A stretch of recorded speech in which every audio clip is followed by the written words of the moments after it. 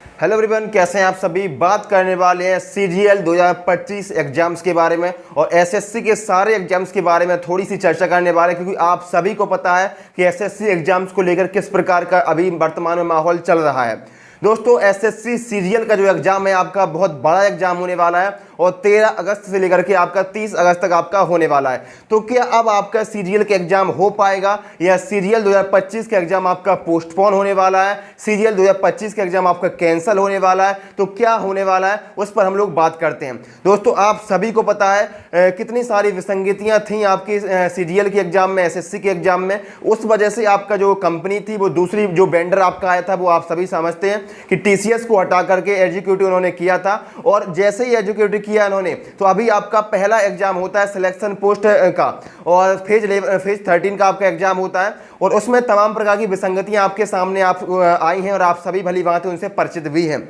कहीं कहीं पर सेंटर नहीं मिल रहा है, कहीं सेंटर की लोकेशन नहीं है, कोई भी दुकान खुली है उसी में सेंटर बना दिया है, कहीं इतने 400 500 किलोमीटर दूर सेंटर भेज रहे हैं और 2 दिन पहले सेंटर का नाम बता रहे हैं, 2 दिन पहले एडमिट कार्ड जारी कर रहे हैं और जब वहां पर एग्जाम देने जा रहे हैं तो वहां पर भैया एक पोस्टर आपको मिल रहा है जिसमें लिखा हो रहता कि भैया आपका एग्जाम आज है ही नहीं, आपका एग्जाम कैंसिल हो गया है।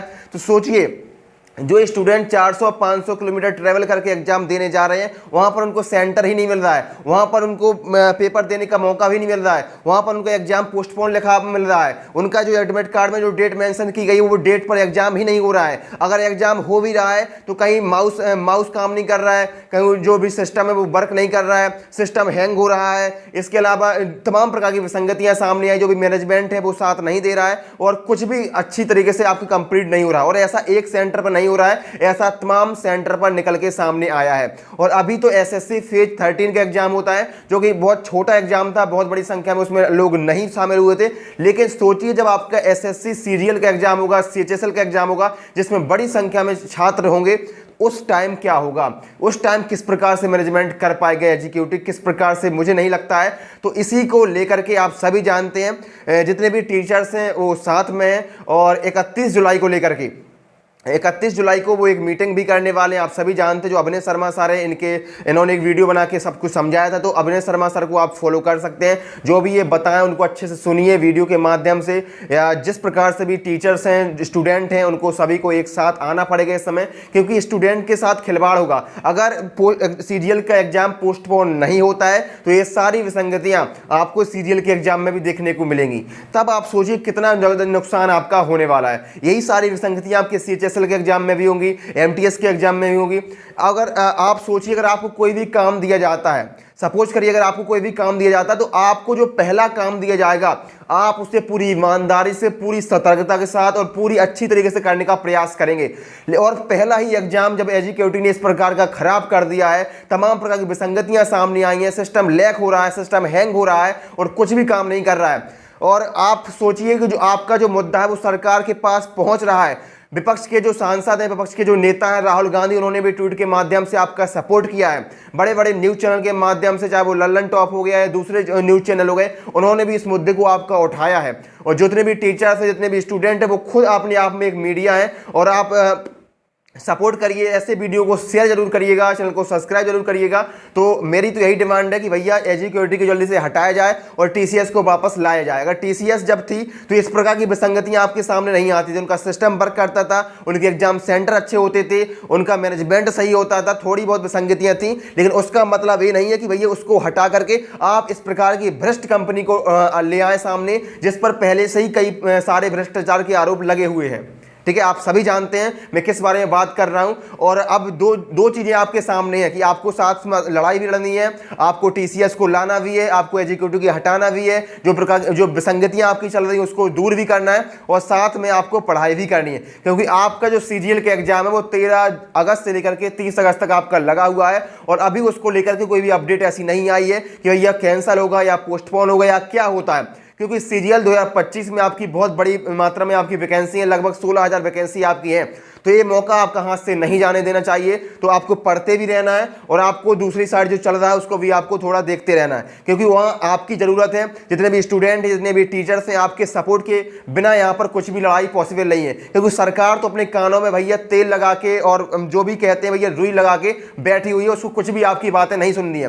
विपक्ष आपका साथ दे रहा है, न्यूज़ चैनल आपके साथ दे रहे हैं, टीचर्स आपके साथ दे रहे हैं। आपको चैनल को सब्सक्राइब करना है, वीडियो को लाइक करना है और ज़्यादा से ज़्यादा लोगों को शेयर करना है।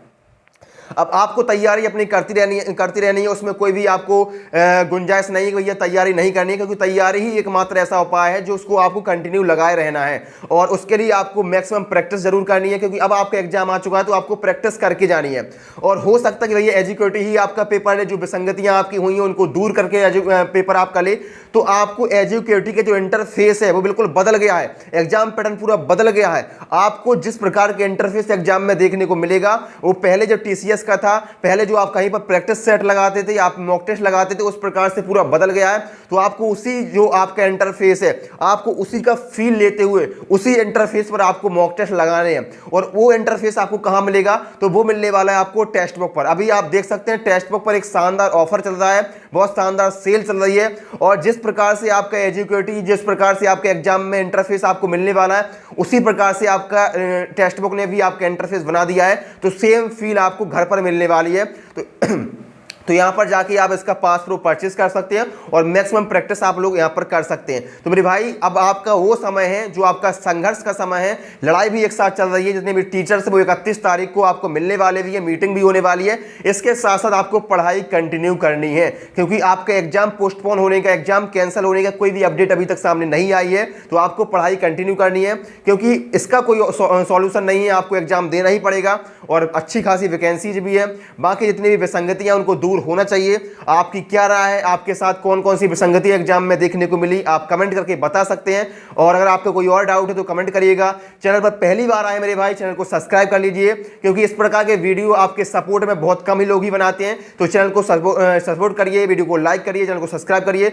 मिलते हैं किसी नेक्स्ट वीडियो में किसी नई अपडेट के साथ। मेरे भाई आपको पढ़ाई कंटिन्यू करनी है, टेक्स्ट बुक पर जाकर के मॉक टेस्ट लगाते रहना है, प्रैक्टिस सेट लगाते रहने हैं, क्योंकि यही एकमात्र ऐसी चीज है जो आपको कंटिन्यू रखनी है। ठीक है मेरे भाई, यहाँ पर जाके आप अच्छी तरीके से प्रैक्टिस कर सकते हैं। जो भी लिंक्स वगैरह मैं डिस्क्रिप्शन में डाल दूं, ऊपर जाके आप परचेज कर सकते हैं, चेकआउट कर सकते हैं। मिलते हैं नेक्स्ट वीडियो में किसी नई अपडेट के साथ। Thank you so much.